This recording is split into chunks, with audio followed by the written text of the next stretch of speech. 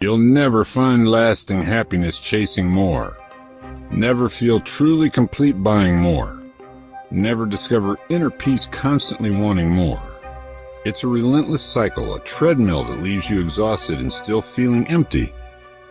But what if there was one simple word, a single shift in perspective, that could instantly break this pattern forever? Look around you.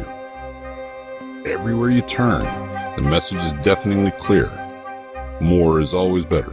More money, more success, more possessions, more online.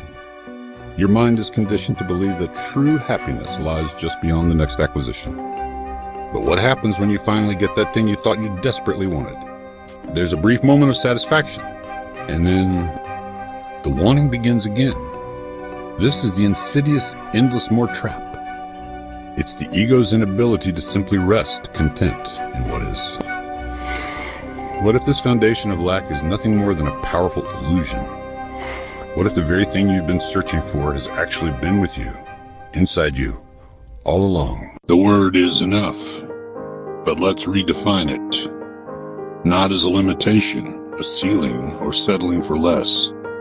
Instead, see it as recognition, an awakening to the fullness that is already here. Enough is not a number, a bank balance, or a list of achievements. It's not found in external validation. Enough is a quality of consciousness. It's the understanding that in this moment, as you are, you lack nothing essential. When you truly understand enough, something extraordinary happens. The compulsive seeking stops. The restless mind becomes still. You discover that what you were searching for was never in the future, never in the next purchase or experience. It was always here, in the simple fact of your being. This doesn't mean you stop growing or creating.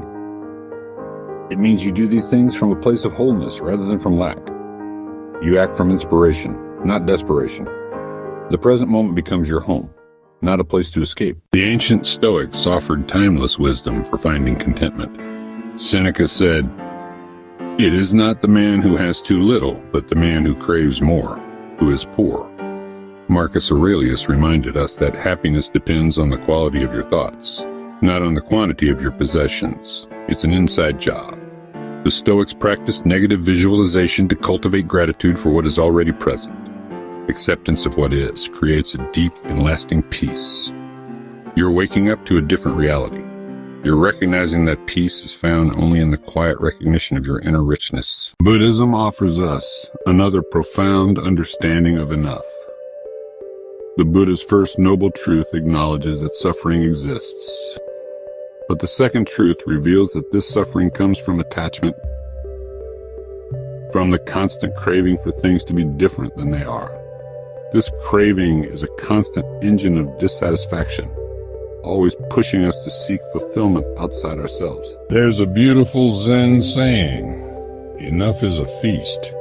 When you truly see what you have, when you're fully present to this moment, you discover an abundance that no amount of accumulation could ever provide. It's a feast of presence, of gratitude for the simple reality of what is. The practice of mindfulness teaches us to find richness in simplicity. A single breath, fully experienced, contains more peace than 1,000 distractions. A moment of genuine presence offers more fulfillment than years of mindless consumption. It shifts our focus from external acquisition to internal appreciation. In Zen monasteries, monks practice with very few possessions, not because poverty is virtuous, but because they've discovered that freedom comes not from having more, but from needing less. Each possession, each desire for more, can become a subtle chain. By reducing needs, they reduce these chains. They've found the treasure that cannot be bought or sold, the recognition of their own Buddha nature, their inherent completeness. When you sit in meditation, even for a few minutes, you begin to taste this truth. In the stillness, you discover that you are already whole. The seeking mind becomes quiet. The constant striving and comparing begin to fade.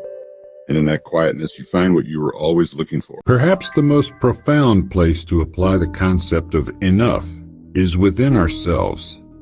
Our minds, often our harshest critics, are constantly judging, comparing, and finding fault. They whisper doubts. You're not smart enough, successful enough, attractive enough, spiritual enough. This relentless internal commentary makes us feel perpetually lacking, never quite measuring up. But imagine a different perspective. What if you are already enough, exactly as you are, in this very moment? Think about children. They embody this natural state. Watch a child absorbed in play, fully present, uninhibited, simply being themselves. They haven't yet absorbed the world's lessons about judging value based on external standards. Yet, somewhere during our journey, we learned to make our worth conditional.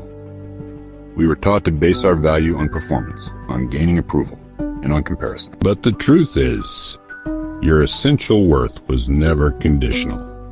When you truly recognize this inherent enoughness, the desperate need for external validation fades.